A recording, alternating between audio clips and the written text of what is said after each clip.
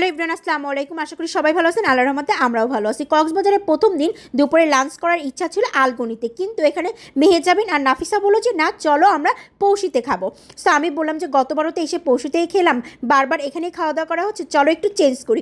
কিন্তু না, মেহেজাবিনের যেই কথা সেই কাজ করতেই হবে। তারপরে কি আর করার, সবাই মিলে আমরা চলে আসলাম দুপুরে লাঞ্চ করতে পৌষিতে। যতবারই পৌষিতে যায় না কেন টেবিল পেতে কিন্তু একটু লেটই হয়, কারণ প্রচুর পরিমাণে ক্রাউড থাকে। তবে এবার ভাগ্যটা অনেক বেশি ভালো ছিল, যাওয়ার সাথে সাথে আমরা আমাদের খাবার টেবিলটা পেয়ে গেলাম। এখানে খাবার টাবার যাই অর্ডার করেছিলাম সাথে সাথেই চলে আসছিল। যেমন এই ভর্তা প্লেটারটা অর্ডার করেছিলাম, প্রাইস পড়েছিল 550 টাকা।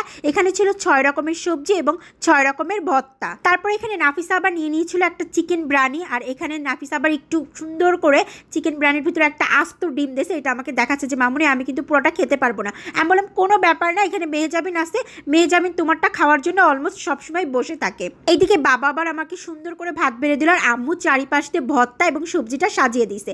এখানে প্রথম ভাইবটাই নিয়েছিলাম আমি সবজি দিয়ে। সবজিটা বেশ ফ্রেশ ছিল এবং অনেক বেশি মজা ছিল। বাট যখন এই ভর্তাটা আমি সুন্দর করে নিয়ে মাখায় ভাইবটা নিলাম, আমার কাছে বেশ মজা লাগছে। তবে আগের যে স্বাদটা ছিল ভর্তা সবজিতে, সেটা এবার পৌঁছে যায় পাইনি আমরা কেউই।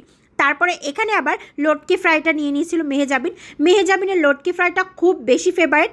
ও কক্সবাজারে গেলে যে কোনো রেস্টুরেন্টে আগে যায় ও লটকি ফ্রাইটা খুঁজবে এবং ওখানকার লটকি ফ্রাইয়ের স্বাদ নিবে। যতবারই পশুতে যাই না কেন আমাদের চিকেন এবং বিফ কারিটা খাওয়া হয়, বাট কালাভুনাটা কখনো ট্রাই করা হয় নাই।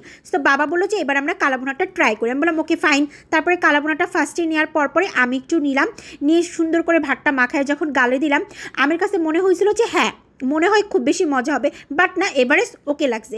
তারপরে আমরা একটা কুড়াল মাছ নিয়েছিলাম, যার প্রাইস পড়ছিল 550 টাকা। এভারেজ আমার কাছে যদি বলি, আমি একটুও মাছের দিক থেকে স্যাটিসফাই ছিলাম না। মাছটা একদমই মজা ছিল না, জাস্ট ওকে লাগছে। সো আমি আম্মুকে বললাম যে আম্মু হ্যাঁ আমার কাছে ভালো লাগে নাই। তারপরে এখানে একটু বললাম যে হ্যাঁ অনেক বেশি মজা হয়েছে, কারণ বাকি খাবারগুলো ওদেরকে শেষ করানো লাগবে, যেহেতু এতগুলো টাকা দিয়ে নিলাম খাবারগুলো। এখানে আবার একটু বড়ের আচার দেয় ওরা সবসময়। সো এই বড়ের আচারটা একদমই ফ্রি থাকে, যারা এখানে যায় ফার্স্টে বড়ের আচারটা দিবে। সো ওদের ডালটা অনেক বেশি মজা হয়। ডালের সাথে যখন এই বড়ইটা মিক্সড করে সম্পূর্ণ ভাতটা মাখায় খাওয়া হয়, তখন অনেক বেশি মজা লাগে। হ্যাঁ, স্যাটিসফাইস অনেক দিক থেকে হই নাই, যেমন ফিশের দিক থেকে হই নাই, তারপর বিফ কারি থেকে হই নাই, বাট ডাল আর এই বড়ইটা ফাটাফাটি ছিল। এখানে আবার নাফিসাকে জিজ্ঞাসা করলাম, নাফিসা তোমার খাবারগুলো কেমন লাগছে? নাফিসা বল অনেক বেশি মজা, এবং মেহেজাবিনের লটকি ফ্রাইটাও বেটার ছিল, একদম টেস্টিই ছিল। বাট আদার্স কিছু কিছু জিনিস এবার পৌঁছতে যেয়ে একদমই ভালো লাগে না, সেটা আমি সত্যি রিভিউ দিলাম, আপনাদের সামনে তুলে ধরছি।